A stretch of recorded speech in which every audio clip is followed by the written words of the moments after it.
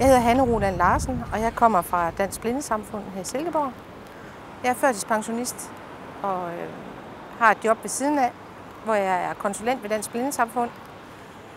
Min baggrund for at være frivillig er, at jeg brænder meget for frivilligkonceptet, og jeg har meget med handicappede at gøre, og ved, hvad behov der er for frivillige. Og derfor synes jeg, det kunne være rart at prøve at se, om jeg kunne gøre en forskel.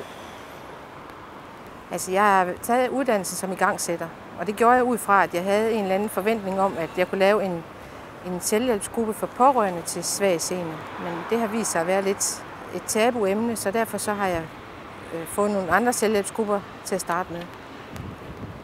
Der er simpelthen så meget at tage fat på, specielt nu i vores samfund, hvor man skal spare alle steder, så er der bare utrolig meget behov for frivillig hjælp.